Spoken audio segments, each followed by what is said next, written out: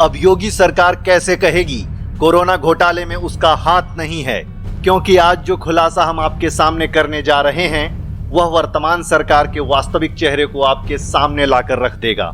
UP सरकार ने medical उपकरण खरीदने के लिए एक कॉरपोरेशन बनाया था, Uttar Pradesh medical supply corporation. इस कॉरपोरेशन के द्वारा कोरोना महामारी के इस भीषण संकट काल में भारी भ्रष्टाचार का मामला सामने आया है। जो थर्मामीटर बिना किसी मोल भाव ऑनलाइन 1800 रुपए में उपलब्ध है, उस थर्मामीटर को योगी सरकार ने पूरे 5200 रुपए में खरीदा है। जो ऑक्सीमीटर ऑनलाइन साइट पर 800 रुपए में उपलब्ध है, उसे योगी सरकार ने 1300 रुपए के भुगतान पर खरीदा है। आज प्रदेश की जनता कोरोना महामारी से मर रही है, शमशान में लाशें बिछी हैं, लेकिन उत्तर प्रदेश सरकार के मुखिया योगी जी भ्रष्टाचार करने में जुटे हुए हैं।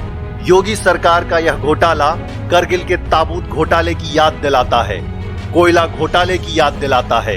भ्रष्टाचार में योगी जी ने कांग्रेस को भी पीछे छोड़ दिया है, क्योंकि कोरोना घोटाला बेहद ही निम्न कोटि का भ्रष्टाचार है।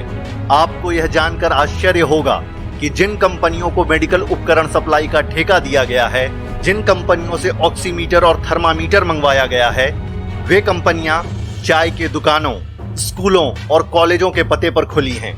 कई कंपनियां तो केवल कागजी हैं, जमीन पर उनका कोई नामो निशान नहीं है। कई कंपनियां ऐसी भी हैं जिनका मूल काम कंस्ट्रक्शन यानी घर और बिल्डिंग बनाने का है।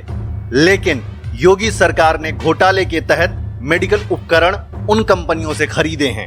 इतना ही नहीं, अपने आप को सबसे बड़ी राष्ट्रवादी पार्टी कहने वाली भाजपा पूरे देश में चीनी सामान का बहिष्कार करवाती है, लेकिन दलाली खाने में भारत और चीन में भेद नहीं करती।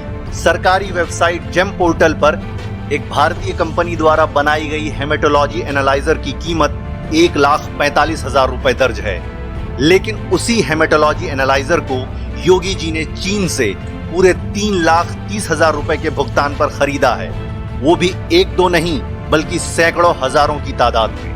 हेमेटोलॉजी एनालाइजर खरीद का भ्रष्टाचार प्रदेश के पूरे 20 जिलों में खुलकर सामने आया है, जबकि ऑक्सीमीटर और थर्मामीटर खरीद घोटाला पूरे 65 जिलों में उजागर हुआ है। आपको याद होगा पीपीई किट का घोटाला, मंजन खरीद में घोटाला, ब्रश में घोटाला भी इसी कोरोना महामारी के दौरान हुआ है। अब और कितने घोटाले करेंगे योगी जी? आप तो स्वयं को योगी बताते हैं, अपने आप को संसार की माया से मुक्त बताते हैं। आपके आगे पीछे कोई नहीं है, परिवार भी नहीं। फिर यह घोटाला किसके लिए?